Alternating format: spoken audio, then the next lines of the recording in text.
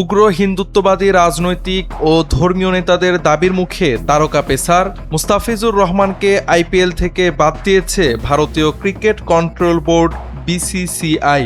এই ঘটনায় ক্রীড়া ও কূটনৈতিক পাড়ায় শুরু হয়েছে ব্যাপক সমালোচনা। দেশের গণ্ডি পেরিয়ে এই সমালোচনায় এবার যুক্ত হলেন পাকিস্তানের সাবেক উইকেটরক্ষক ব্যাটসম্যান রশিদ লতিফ।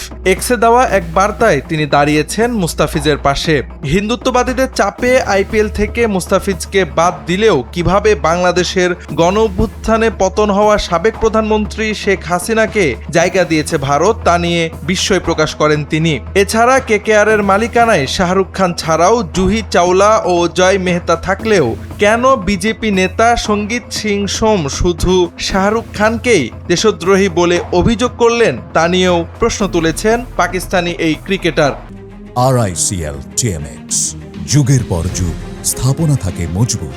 এটি ধর্মীয় পরিচয়কে সামনে এনে রাজনৈতিক ফায়দা তোলার চেষ্টা বলেও অভিহিত করেন তিনি। রশিদ লতিফ বলেন, সবচেয়ে দুর্ভাগ্যজনক বিষয় হলো এই পুরো রাজনৈতিক টানাপোড়েনে মুস্তাফিজুর রহমান বলির পাঠাতে পরিণত হয়েছেন। তিনি একজন পেশাদার ক্রিকেটার যিনি নিলামের নিয়ম মেনেই একটি দলে সুযোগ পেয়েছেন। এখানে তার কোনো রাজনৈতিক ভূমিকা নেই। এতটা সত্ত্বেও ক্রিকেট ইস্যুকে রাজনৈতিক হাতিয়ার বানিয়ে একজন খেলোয়াড়কে টার্গেট করা শুধু অন্যায্যই নয়, খেলাধুলার চেতনাকেও প্রশ্নবিদ্ধ করে বলে মন্তব্য করেছেন পাকিস্তানের সাবেক এই উইকেটরক্ষক।